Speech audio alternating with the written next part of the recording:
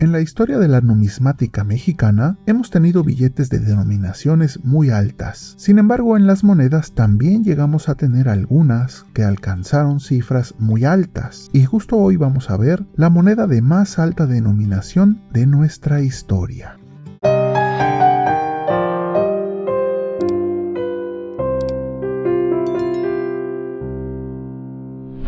En nuestra historia hemos tenido periodos donde nuestra moneda ha sido de las más fuertes del mundo, como cuando tuvimos el real de a8 y años después cuando tuvimos el peso fuerte. Sin embargo, en los 70s y los 80s, el país sufrió una gran devaluación que poco a poco hizo que nuestras monedas elevaran sus denominaciones. En la entrega pasada ya vimos la moneda de 1000 pesos de Sor Juana Inés de la Cruz, y cuando pensábamos que esta era la moneda más grande de nuestra historia, se acuñó una moneda conmemorativa respecto a la industria petrolera con una denominación de 5000 pesos. ¿Tú ya conocías esta moneda o tienes alguna en tu colección? ¿Sabías que es la de mayor denominación de nuestra historia?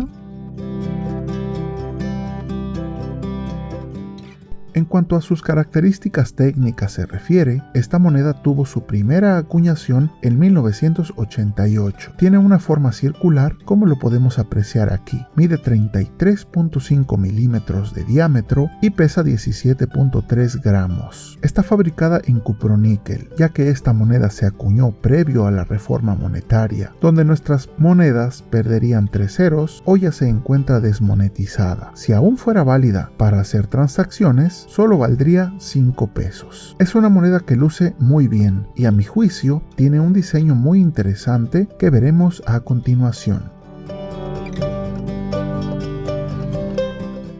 Lo primero que llama nuestra atención en el centro del reverso de esta moneda es el grabado del grupo escultórico de la Fuente de Petróleos que se ubica en la Ciudad de México sobre el Paseo de la Reforma y Periférico, y que conmemora la expropiación petrolera. Y es que justamente esta moneda conmemora el cincuentenario de este hecho histórico. El grabado está bastante bien logrado porque realmente podemos ver a las figuras que se encuentran esculpidas en esta fuente, la alegoría femenina y los trabajadores de esta industria, cada uno realizando su ardua labor, donde incluso se pueden apreciar herramientas y equipo característico de esta industria. Como podrás ver en las imágenes de referencia, el grabador hizo muy buen trabajo por todo el detalle que podemos ver en esta moneda. Esta fuente recientemente fue remodelada y hoy en día luce bastante bien, y es uno de los puntos neurálgicos en cuanto a las avenidas y vías de comunicación se refiere en la Ciudad de México. Recomiendo para quien esté cerca de este punto darle un vistazo en su próxima visita a esta zona de la ciudad.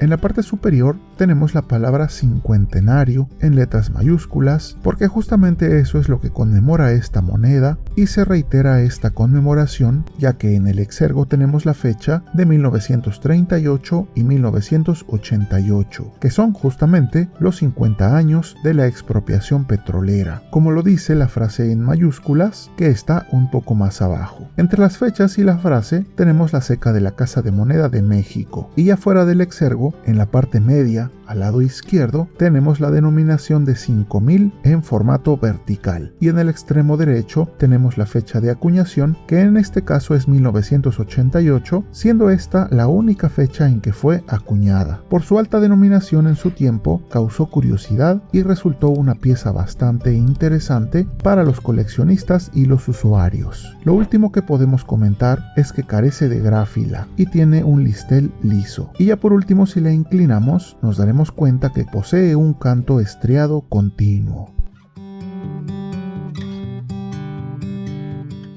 Al terminar de girarla, nos encontramos con su anverso y donde tenemos el hermoso escudo de armas nacional en relieve escultórico y con la frase Estados Unidos Mexicanos en la parte superior. Y mientras contemplamos su belleza, es momento de hablar un poco acerca del precio de esta moneda. Como siempre comentamos, el precio se determina de acuerdo a varios factores, como por ejemplo, qué tan escasa es, qué tan valioso es el material en que está fabricada y cuál es su estado de conservación.